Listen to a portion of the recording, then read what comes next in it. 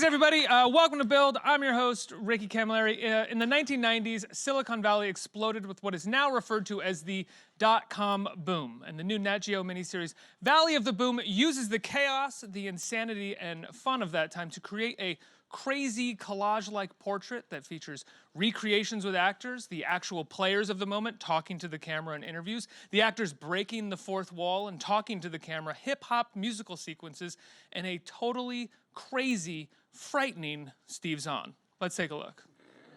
A, and then the ring around it? At. What do you is say to that, internet Allison? anyway? Allison, can you explain what internet is?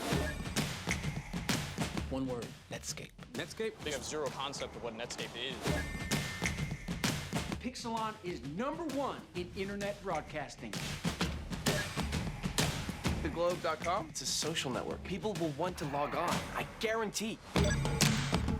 Why don't we have a price? Refresh your page. $71 a share. It's the biggest IPO since Microsoft. Congratulations. It also makes us a target.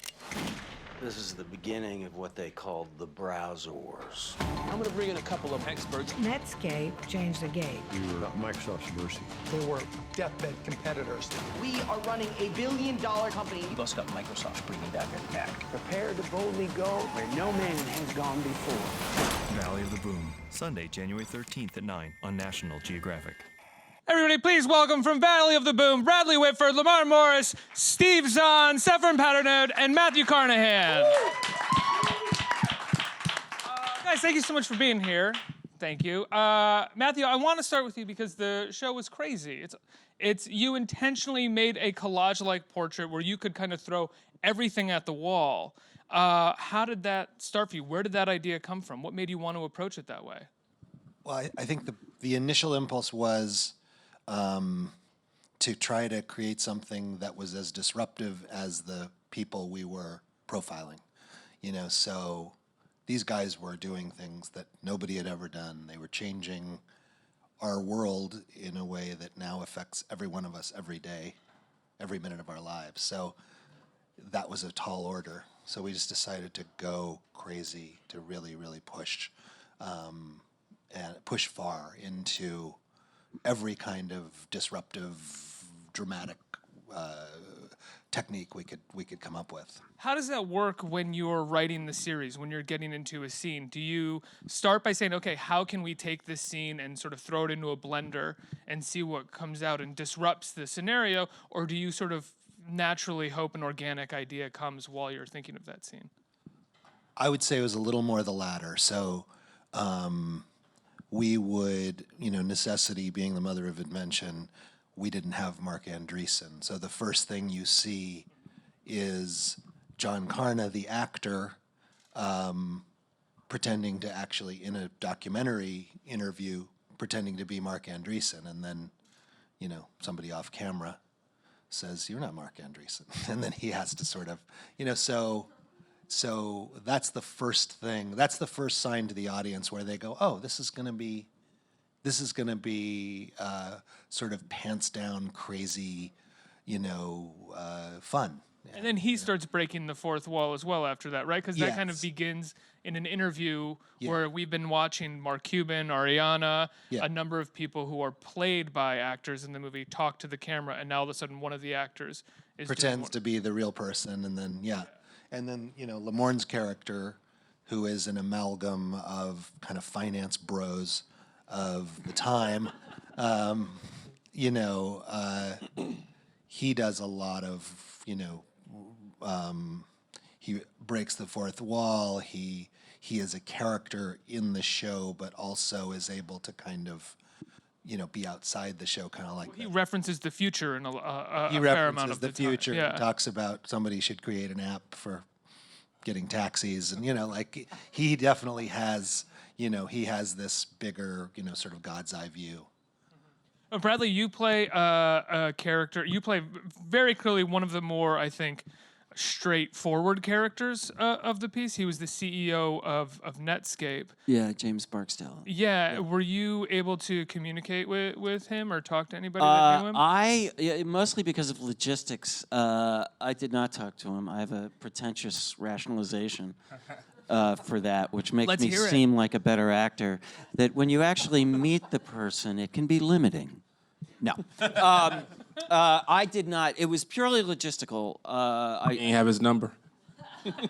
Yeah, I didn't have his number. I didn't know how to Google, ironically. No, I watched hours and hours and hours of video on him, which is readily available, and it's certainly one thing that the internet has done is made research for actors a lot easier, and I'm grateful for that. But you really get a sense. There's something about this guy that's very funny, very deadpan, and very decent, and he was kind of the grown up in the room.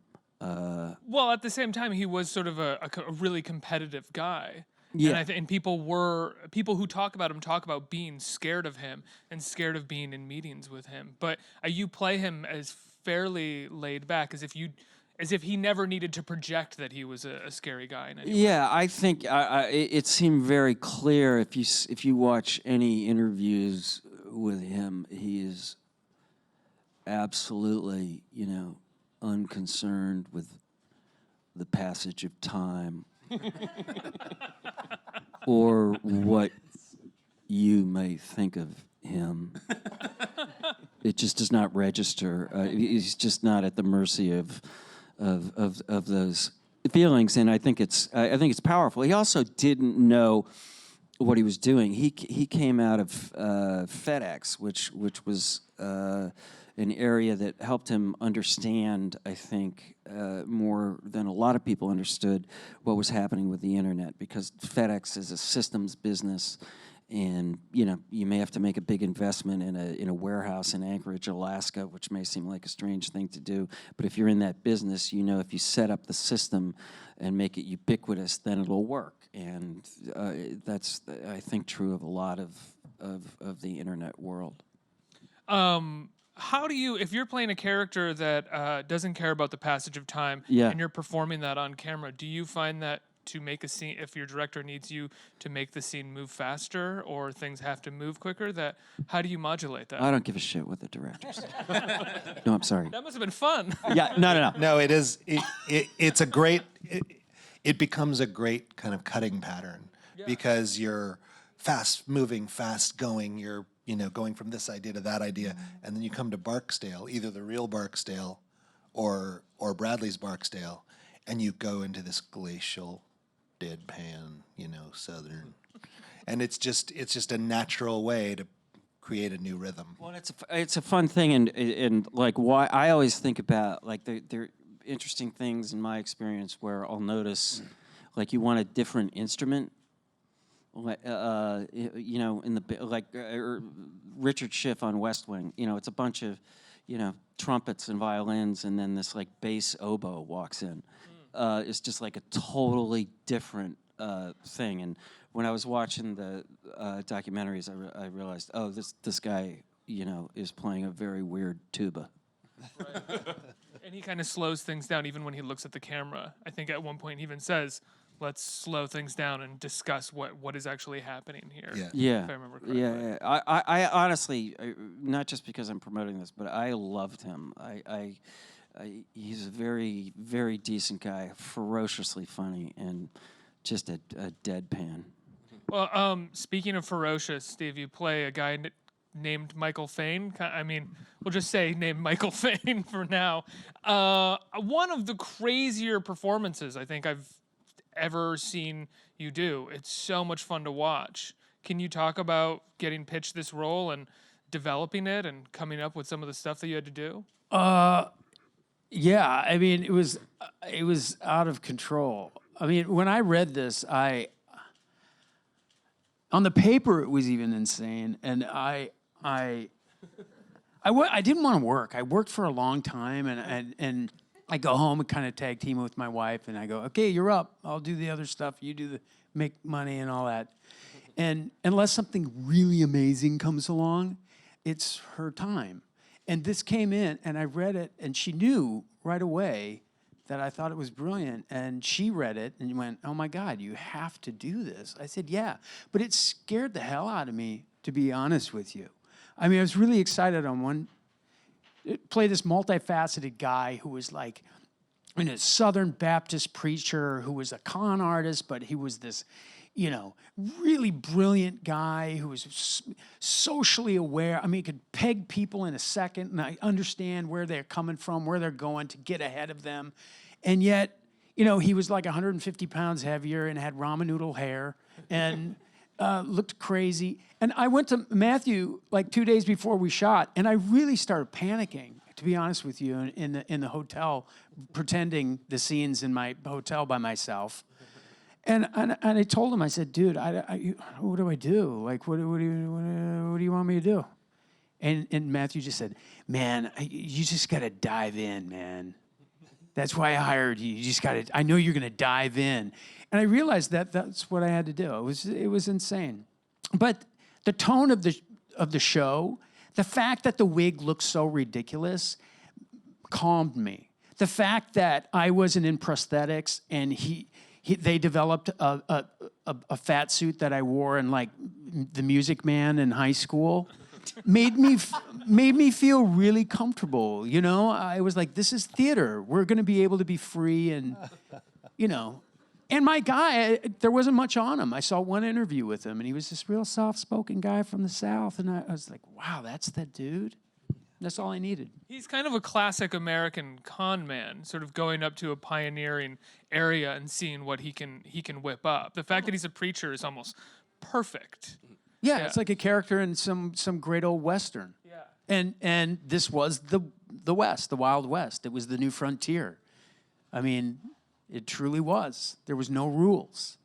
Yeah, every gold rush has that, those characters who come and prey on the, greedy prospectors and, and he's that guy. I mean, what made you go for a wig that looked like that and a fat suit that looked like that? Well, I would talk about that I wanted it to be Brechtian and presentational, and but probably Go with that. I'm going to go with that. Not the fact that we didn't have the money for the proper prosthetics. No, I mean, can I just say, I think it was part of what was fun about this, which is you're constantly turning to the audience and saying, "I'm going to be totally honest with you." I'm an actor playing this guy, and at any point in the story, I'll catch you up. Lamorne's, going to be your guide and take you through this, and that's part of the fun of this. It kind of opens you up to go. So look, it's a wig. It's a fat suit. It's fun. We're faking it. I'm not really him. Yeah, I mean, my favorite two theatrical things are this old production of Richard III. That the BBC did, a million years ago with Laurence Olivier, and it starts with him talking to the camera, and I was like, 8 years old and Our Town, which is like, our national play in a way. Still haven't seen it. Still got to see that. You got to see. My God, you got to play the stage manager, where this stage manager explains the play to the audience and takes us through and is sort of a god figure and sort of a, so those things. And isn't the general construction of our house, or our town, that there are no houses on stage? It's all the chalk outline, which was later recreated by Von Trier for Dogville and everything. Yeah, exactly. It's imagination, and it's in this iteration in our show, Valley of the Boom. I really wanted it to feel like, we're doing a show. We're going to show you what happened in the browser wars. We're going to show you what happened when Microsoft committed totally gangster, antitrust violations against this company, Netscape. But we're going to do it with a rap battle. So just check that out, And we got Lamorne taking us through that, and so it is constantly referring to itself or referring to a moment, to try. It's the idea is to bring in the audience and say, hey, this is what we're doing, check this out. We can't explain what an IPO is really like without doing a flash mob, or we can't explain how the bankers rip off founders of a company, but we can show you using a a 9-year-old girl who won the Mathapalooza contest, and she's going to explain, so. I'm always fascinated with projects like this, and there are very few that exist. There are very few things that exist like this. I'm always fascinated with the idea of safety, and when you're shooting, how you know what you're going to need in the edit room, how much safety you're actually shooting, and if if you don't have it written in script that Bradley looks at the camera in the midst of this monologue, but on set you're like, why don't you look in the camera just in case we want that moment? Did you find yourself doing that, or was most of it scripted how it was going to go? We did there was a lot written in, and then there was a lot of like, oh, hey, Brad, since we don't have Barksdale talking about this, the real Barksdale, will you say, something about we were constantly riffing and playing on the day when we were shooting, but we didn't have a lot of time or money or. So it was very kind of seat of the pants. Like I definitely could see the whole thing in my head, but we didn't have, like there's a whole sequence where we'd make a John Woo, these guys, Paternot and Kreiselman are talking about John Woo, and Paternot is like, John Woo's a genius, and Kreiselman's like, no, he's a hack. He does all with the pigeons flying and the whatever. It's stupid. And then they get in a Nerf gun fight, and it's an entire John Woo action sequence in there. So with the slow motion and the two guns and the. I haven't gotten to that point in the show yet. Are there doves? Okay, yeah, there are doves. Spoiler. Yeah, there have to be doves. Alert. Are you kidding? We got the money for the doves. We only got 2. We got 2. Yeah, I think that's kind of amazing. Lamorne, your character is, he said, an amalgamation of a few guys that went out there and tried to sort of make money off of what was going on. Mm-hmm. What sort of research did you do? Were there anybody in particular that you were looking at and thinking about for this character? I'm rich as hell, dog. I just looked at myself, man. Fair. This is how you get it done. No, I talked to a few buddies of mine, that are older, and they were brokers back in the day. And the one thing that they all said to me was, you have to have the most ridiculous confidence of anyone, even if you don't know what you're talking about. You're kind of predicting the future here, and you're telling people to invest their money into something that's unseen, and in order to do that, you have to be convincing. In a way, you kind of have to be a con artist. You have to trick people into believing your vision, and in turn, you get. Wait, Wall Street and con artist? I don't know. That doesn't sound. So that's literally what they all told me. And so for me, my character, because he can kind of go in and out of different storylines, that's the only research that I really did. Matthew gave me the freedom to just be weird and each scene attack it differently and have a different approach each time. And that's, especially with the type of show that it is, you want your guide to be as messed up as the rest of the show. So when I would show up to set, I would have no idea how I was going to deliver a monologue or a speech. I would say that's a little unfair to yourself, because you would have 3 or 4 things up your sleeve and sort of play with all of them. I can't give out my secrets. All right, man. All right. Rather the world think that you showed up lazy and didn't know what you were going to do that day. Out of shape. Okay, I was, fair enough. I was 150 pounds overweight. I had ramen noodle hair. No, I mean, as a performer, you read the script and you have some ideas of what you want to do, but there was nothing set in stone. I didn't have to play a character that existed. I didn't have to stay true to anyone, but to what Matthew thought would work and what he thought wouldn't work. So, like I said, he gave us the freedom to be strange and do whatever the F word we thought. Can we say the F word? You can curse, yeah. The F word. Okay, stick with it. You know what I'm saying? Shit. I feel so free. I feel free. Thank you, man. Thank you. It means a lot. You created the Globe.net right around this time, and it's a storyline that is covered in the show. How right did the show get it? What specifically, when you watched the episodes, what were you like, that's exactly right, that's exactly how it was for me? Yes and no. So first, when I saw some footage from the episodes, I felt like I was watching a Korean subtitled movie while on LSD or something, because it was It was completely surreal. I was having an out-of-body experience. I couldn't understand. I was watching some guy being me. It was more of just a traumatic experience of reliving the past all of a sudden. Once I got past that, I was actually quite surprised with how authentic it felt. Despite all the creative flourishes in the show, the essence is real, the characters felt real, the details that they had found from the past felt completely real. So I eventually got into the show enough where I was rooting for my characters if I didn't know what was happening next. You were And it's rooting like, for yourself, yeah. come on, Steph, you can do this. You can do better than this. Come on. Like, I started feeling that. And that's when I knew, like, they had something that was real and that was working and connecting. And I think the next thing I felt was really that they were recreating the entire history of the internet, and it was becoming really clear to me how far we've come. We've all grown up with the internet now, including myself, and I've sort of forgotten the origins and how crazy and basic and simple and mechanical things felt back then. And so I was reliving all that. And I think that the timing of the show couldn't be better, because I feel like everyone right now is questioning, what has the internet become? We're all addicted to it.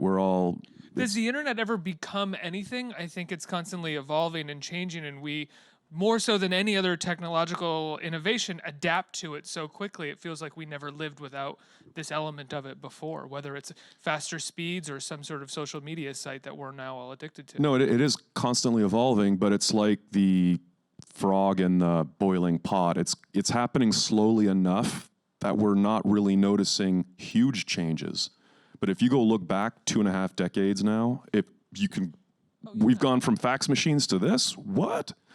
So that's the evolution. And when we look back another 20 years from now, we're not going to recognize today's internet. It will look so quaint, it'll be laughable.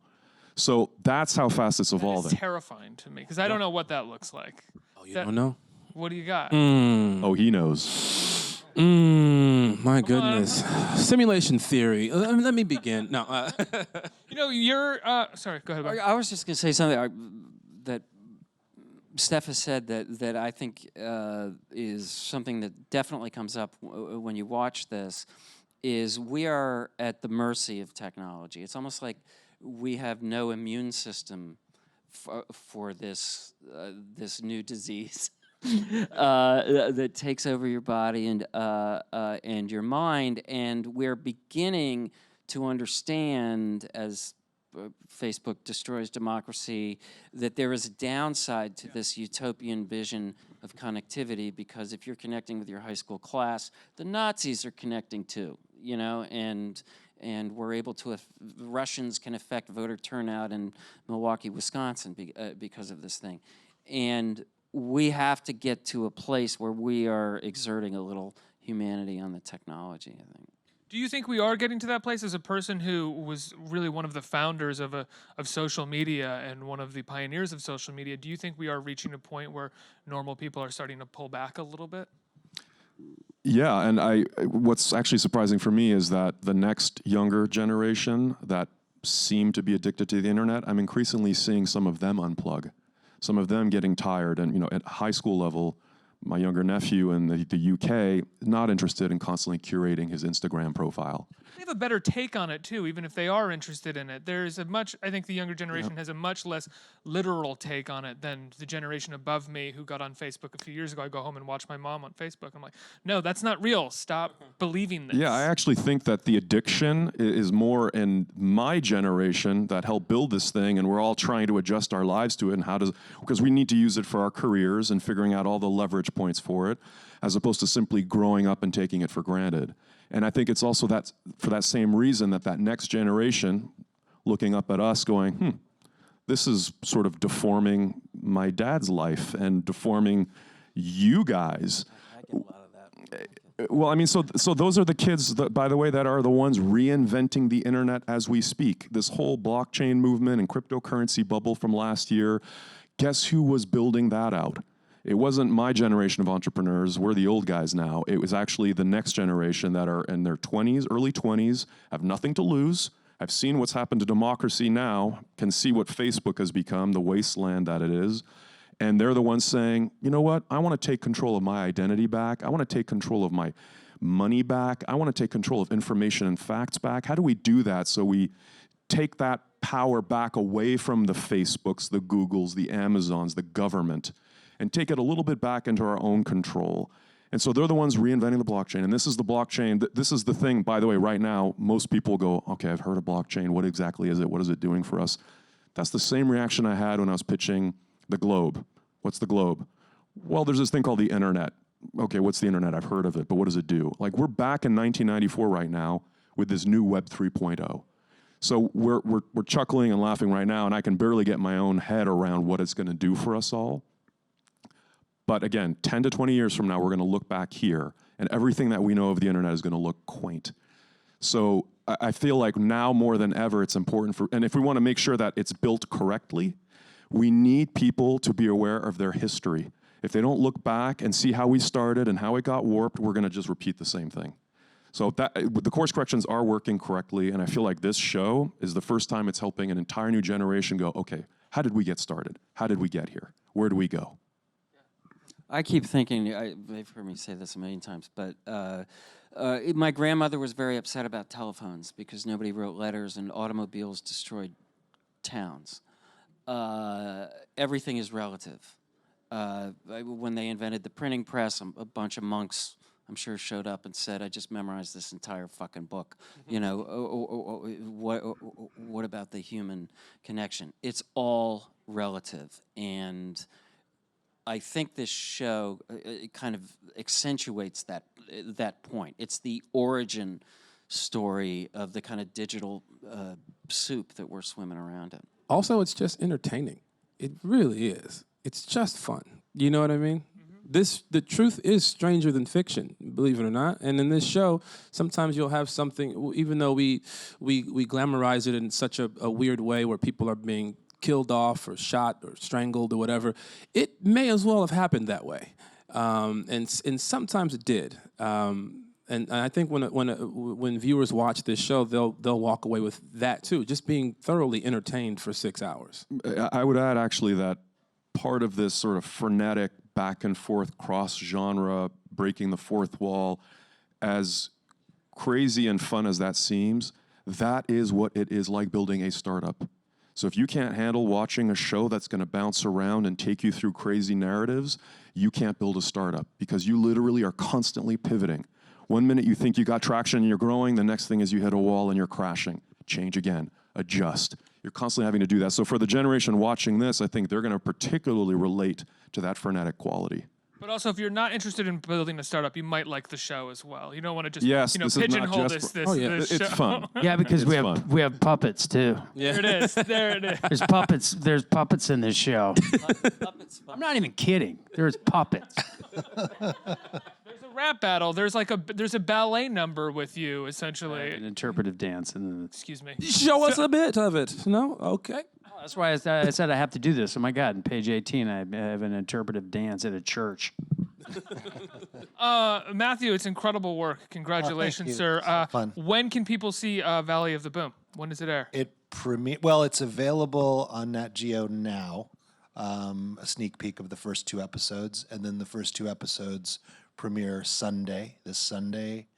At 9 p.m. Sunday night. Geographic. 9 p.m. Valley of the Boom. Everybody give them a huge round of applause. Let's hear it. Thank you. Woo-hoo! Thank you.